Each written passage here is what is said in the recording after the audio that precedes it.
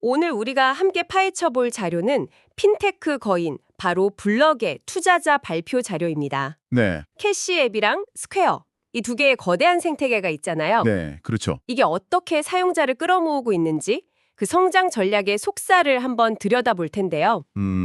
특히 요즘처럼 모두가 광고에 엄청난 돈을 쏟아붓는 시대에 이들은 정반대의 길을 가는 것 같아요. 바로 유기적 성장이라는 무기요. 맞습니다. 이번 분석의 목표는 단순히 블럭이 이걸 잘했다고 요약하는 게 아니라 그 숫자 뒤에 숨겨진 왜와 어떻게를 파헤쳐 보는 거죠. 네, 맞아요.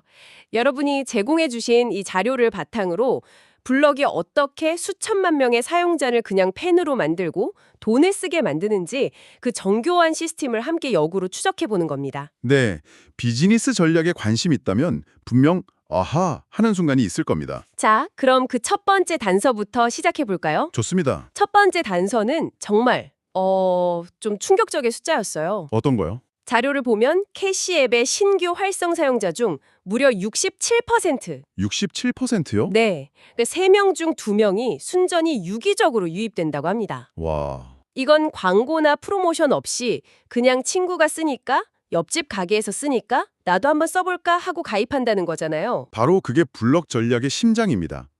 Fear to fear, 즉 개인 간의 연결이 가진 본질적인 힘을 그대로 보여주는 대목이죠.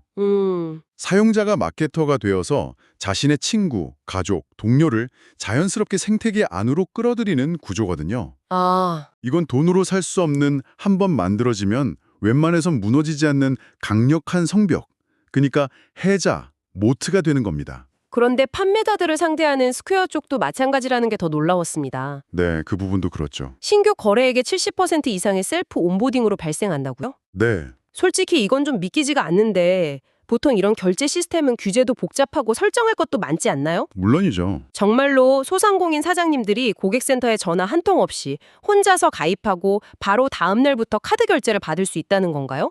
중간에 막히는 사람은 없을까요? 아주 날카로운 질문입니다. 바로 그 막히는 지점을 없애는데 스퀘어의 모든 기술력이 집중됐다고 보시면 됩니다. 아, 기술력으로요? 네, 스퀘어의 출발점 자체가 어떻게 하면 기술로 복잡한 금융의 장벽을 허물까였거든요. 복잡한 서류, 긴 승인 대기 시간, 어려운 기기 설정 이런 것들을 모두 없애고 마치 소셜미디어에 가입하는 것처럼 쉽고 직관적인 경험을 제공하는 데 성공한 거죠. 물론 막히는 사람도 있겠지만 대다수는 그럴 필요가 없도록 만들었다. 맞습니다. 이러면 인력 중심의 영업팀이나 지원팀에 의존하지 않고도 비즈니스를 기하급수적으로 키울 때 정말 유리해지는 거죠. 알겠습니다. 그러니까 캐시앱은 사용자가 사용자를 부르는 인적 네트워크로, 스퀘어는 판매자들이 스스로 찾아오게 만드는 강력한 기술적 단순함으로 광고비 거의 없이 거대한 제국을 건설하고 있다. 이런 거군요. 네, 정확합니다. 자, 그럼 그렇게 힘들게 광고비 안 쓰고 모은 사용자들을 어떻게 계속 붙잡아 두는지 그 다음 단계로 넘어가 보죠. 여기가 진짜 돈 버는 구간일 테니까요. 맞습니다. 사용자를 모으는 건 시작에 불과하죠. 일단 문 안으로 들어오게 한 다음이 진짜 게임입니다. 그렇죠. 자료에 따르면 캐시앱의 월간 활성 사용자 5,800만 명 중 40% 이상이 캐시앱 직불카드를 쓰고 있고요. 40% 이상이요? 그리고 여기서 더 나아가서 800만 명 이상은 캐시앱을 거의 주거래 은행처럼 쓰고 있다고 합니다. 800만 명이요? 잠깐만요. 이건 그냥 친구한테 밥값 보내주는 수준의 앱이 아니라는 명백한 증거네요. 바로 그겁니다. 이 사람들은 월급을 캐시앱 계좌로 받거나 공과금을 내거나 생활비의 상당 부분을 캐시앱을 통해 관리하고 있다는 뜻이잖아요. 정확합니다. 여기서 블록의 두 번째 핵심 전략인 프로덕트 어태치, 즉 제품 연동 전략이 등장합니다.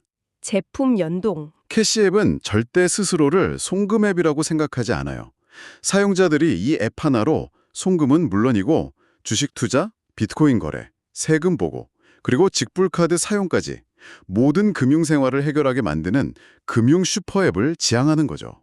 아, 그리고 그 결과가 정말 놀랍습니다. 어떤 결과 말씀이시죠? 자료에 따르면 사용자가 캐시앱 안에서 단 한 가지의 서비스를 더 쓸 때마다요. 네? 그 사용자가 매달 앱에 입금하는 돈의 총액, 즉 월간 자금 유입량이 무려 2.5배나 증가합니다. 잠시만요. 2.5배요. 네, 이건 그냥 앱을 몇 번 더 쓴다면 얘기가 아니잖아요. 그렇죠. 사용자가 서비스를 하나 더 쓸 때마다 그 사람의 월급 통장이 캐시앱으로 옮겨오는 것과 비슷한 효과가 나타난다는 거네요.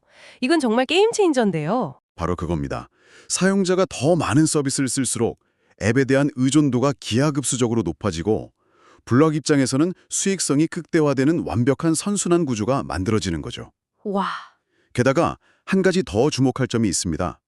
캐시앱은 앱 내 알림이나 이메일 같은 자체 보유 채널, 즉 온드 채널스만을 활용해서요. 네, 외부 광고 없이. 네, 추가로 6억 달러, 우리 돈으로 약 8천억 원에 달하는 카드 결제액을 만들어냈다고 합니다. 자기들 생태계 안에서 스스로 성장 동력을 계속 만들어내는 수준에 이른 거군요. 맞습니다. 일단 생태계 안에 사용자를 묶어두는 데 성공하면 그 다음은 그 안에서 뭘 할지가 중요해지겠네요? 그렇죠. 자료에 나온 그 흥미로운 지도가 바로 그 지점을 설명해 주는 것 같았어요. 미국 전역의 캐시앱 사용자 밀집도를 보여주는 지도였는데 초록색이 진할수록 네트워크가 빽빽하다는 의미였죠. 맞습니다.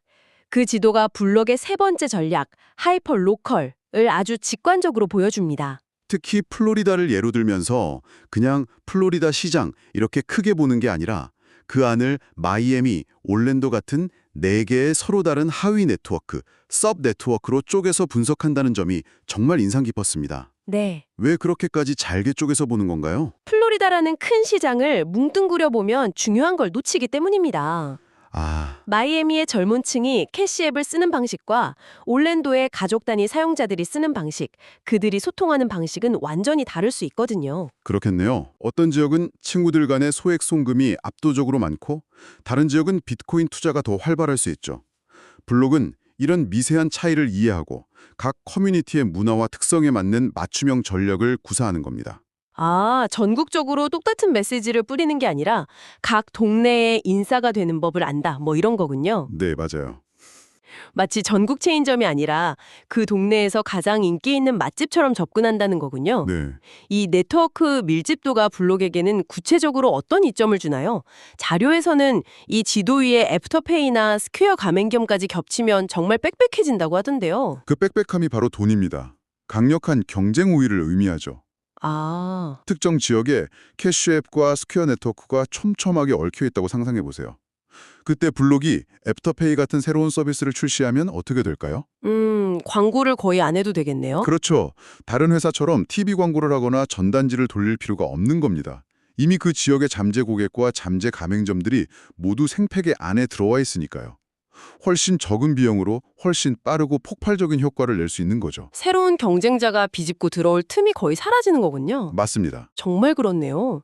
지금까지 이야기한 걸 보면 블록은 돈 안 쓰고 성장하는 법을 통달한 것 같습니다. 하하, 그렇죠. 그런데 자료를 보면 전체 신규 사용자의 3분의 1은 유료 마케팅을 통해 유입된다고 해요.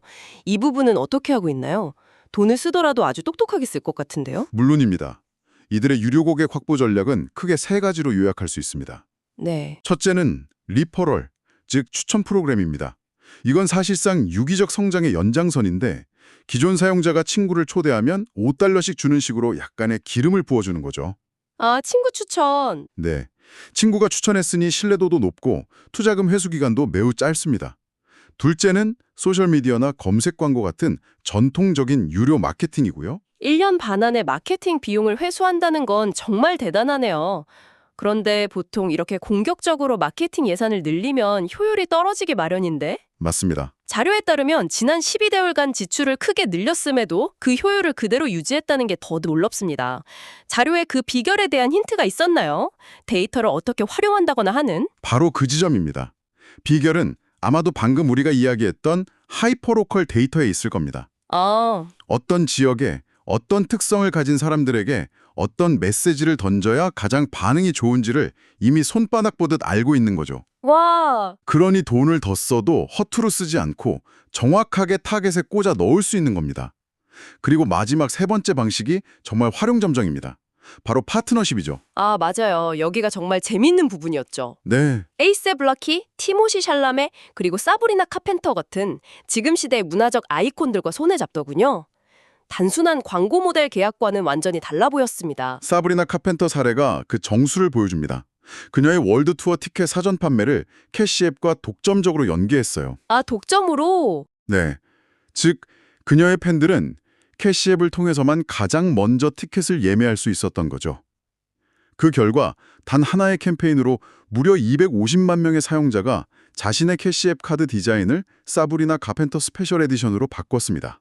와, 그건 정말 영리하네요.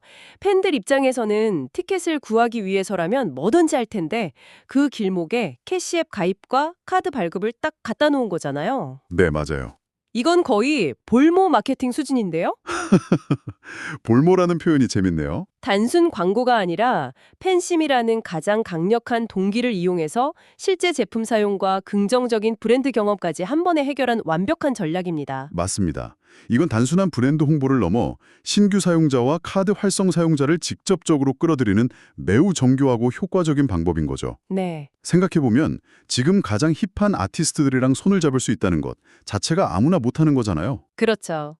캐시앱이 가진 젊고 트렌디한 브랜드 이미지가 있기야 가능한 전략이고 이게 바로 블록만의 막강한 무기인 셈이죠. 정리해보면 유기적 성장이라는 탄탄한 기반 위에 데이터에 기반한 초효율 유료 마케팅과 문화적 영향력을 활용한 파트너십으로 성장을 가속화하는 그림이네요. 네, 맞습니다. 자, 지금까지 캐시앱과 스퀘어라는 두 개의 거대한 성장 엔진을 각각 살펴봤습니다.